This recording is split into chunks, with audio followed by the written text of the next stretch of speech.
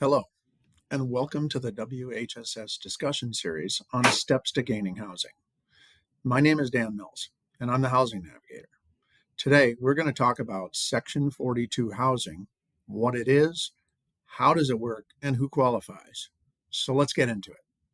Section 42 housing, also known as Low Income Housing Tax Credit Program, is a program created by the Tax Reform Act of 1986. Where housing developers can receive a tax credit for developing affordable housing in areas where there's a need for more of this. This is actually an IRS program and not a HUD program. In Section 42 property, a developer must set aside a percentage of the available units for participants who meet certain income requirements. Then, the rest can be rented for whatever the local market will bear. These units must remain that way for 15 years in order to receive the tax credit. This is why you may see some affordable housing units switch back to market rate at the end of those 15 years. The standard is that 20% of the units must be rented to households making at or below 50% of the county's median income, and 40% must be rented out to households making at or below 60% of the county median income. The remaining 40% can be rented as market rate if the developer wishes. Now, there are a lot of nuances to this program, but think of it this way. The landlord sets an affordable rent that is capped by what HUD's guidelines say is affordable for the number of units needed in order to get the tax incentive.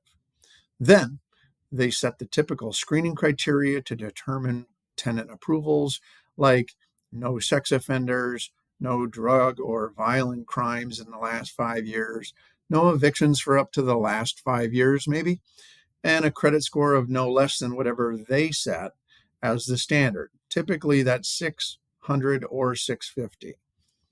And they also state that your gross monthly household income must be at least 2 or even 2.5 times the rent amount in order to meet the minimum income requirement. The top income limit, or the income restricted part, is calculated based on the county's median income. In counties where there's a higher median income, this results in a fairly high number compared to counties with a lower median income. This is referred to as an income slot. So, to put it simply, your income needs to be above this line but below this line in order to qualify. Just keep in mind that Section 42s are meant to be affordable and really designed to meet the needs of households that make an income below a percentage of the county median income, usually 50 or 60% of that, but still allow communities to increase the total number of housing units available overall while giving housing developers a tax incentive to set aside some of those units that may not be as easily affordable in a market rate housing. And this gives those developers the incentive to build more housing in areas where they don't have enough to meet the needs. Here's an example of what this might look like. A family consisting of one parent with 2 children, we'll say a 12-year-old girl and an 8-year-old boy, need housing. So the parent works full-time and earns $20 an hour for a 40-hour work week. That's $800 a week, or $3,466.67 a month, or about $41,600 a year. Now, to be affordable and financially sustainable, this family needs to find housing that is no more than $1,040 a month, including the utilities. That's 30% of what their gross monthly household income is. When a local market rate housing is more than this, families with this kind of income often struggle to afford rents that are typically $1,200 to $1,400 a month for that same 3-bedroom unit.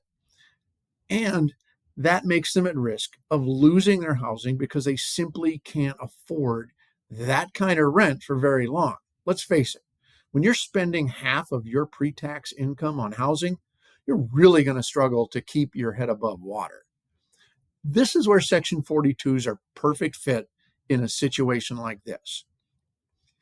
A 3-bedroom Section 42 property might be listed for around $900 and includes some of the utilities.